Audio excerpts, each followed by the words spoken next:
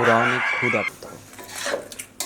আমরা প্রতিদিনই চেষ্টা করি আমাদের বাসার নিচে যে কুকুরগুলো আছে বা আশেপাশে যে বিড়ালগুলো আছে ওদেরকে খাবার দেওয়ার জন্য। আজকেও তার ব্যতিক্রম না। আজকেও তাদের জন্য খাবার বানানোর প্রস্তুতি চলতেছে। প্রতিদিন এরকম বড় পাতিলের মধ্যে আমরা ২ পাতিল ভাত, মাংস সবকিছু দেখা গেছে সিদ্ধ করে আমরা রেডি করার চেষ্টা করি যে যেন বাসার নিচে যে কুকুরগুলো আছে ওদেরকে আমরা খাওয়াইতে পারি। আমাদের সাধ্যের মধ্যে যতটুকু আছে আমরা চেষ্টা করি। মুরগির পিসগুলাকে ছোট ছোট করে তারপর আমরা ভাতের সাথে একসাথে মিক্স করে আমরা নিচে নিয়ে যাই যেন আমরা সবাইকে খাওয়াইতে পারি বা নিচের যে কুকুরগুলো আছে ওরা যেন সবাই সমানভাবে মাংস আর ভাত খাইতে পারে। আর খাবার দেখা গেছে আমরা সব কিছু একসাথে মিক্স করার পরে এরপর আমরা যেটা করি যে প্লাস্টিকের ফলি যেটা আমরা বলি পলিথিন, ওটার মধ্যে মানে দেখা গেছে একটা কুকুর যতটুকু খাইতে পারে।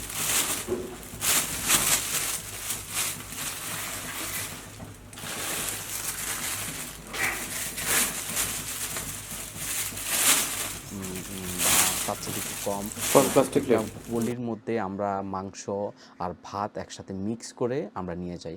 এভাবে দেখা গেছে প্রতিদিন আমরা ১৫০-২০০ এরকম পলি আমরা নেওয়ার চেষ্টা করি যেন মানে মাঝে মধ্যে একটু বেশি হয় আবার মাঝে মধ্যে একটু কম হয়।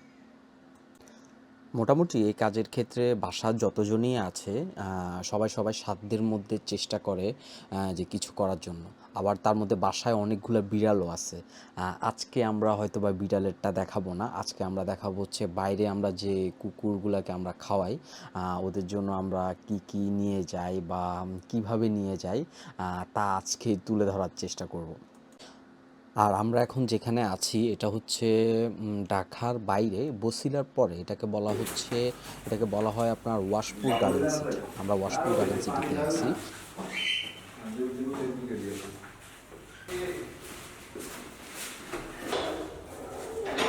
বাসার গ্রিল দিয়ে বের হওয়ার সময় বা এই যে স্পেসটা এখানে নিচেই আপনার অনেক কুকুর থাকে যারা দেখা গেছে প্রত্যেকদিন আমাদের জন্য অপেক্ষা করে যে আমরা কখন ওদের জন্য খাবার নিয়ে আসবো।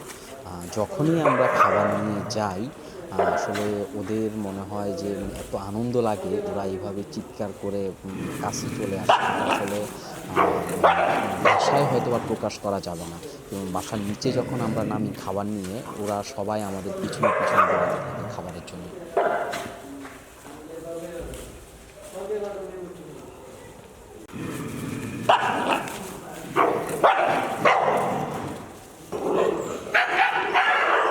এখানে দেখা গেছে অনেকগুলো কুকুর আছে যারা দেখা গেছে কোন রাস্তায় পড়ে থাকে অনেক অসুস্থ থাকে ওদের বাচ্চা যে দেখা গেছে ওদেরকে রেস্কিউ করার মতো তেমন কেউ নেই। আমরা চেষ্টা করি আমাদের সাধ্যের মধ্যে আমরা যতটুকু করতে পারি। তো যে এখন আমরা ম্যাক্সিমাম টাইম আমরা রাতেই বের হই যে ওদেরকে খাবার দেওয়ার জন্য। রাতে একটু মানুষজন কম থাকে তো ওদেরকে একটু নিরিবিলি খাবার দিতে পারি আমরা। বিশেষ করে রাতে দেওয়ার মেন রিজনটা হচ্ছে রাতে যখন ওদেরকে আমরা খাবার দিই তখন হচ্ছে একটু চিল্লাফাল্লা করে, দিনে এমন চিল্লাফাল্লা করলে আসলে মানুষের একটু অসুবিধা হবে। তো সবার কথা চিন্তা করে আসলে আমাদের একটু কষ্ট হয় যে রাতে ও নিজেদের কাজ রেখে বা অন্যান্য সব কিছু রেখে ওদেরকে খাবার দেওয়ার জন্য যখন আমরা বের হই। বাট একটা মনে শান্তি লাগে যে আমরা আসলে কিছু করতে পারতেছি বা আমরা চেষ্টা করতেছি।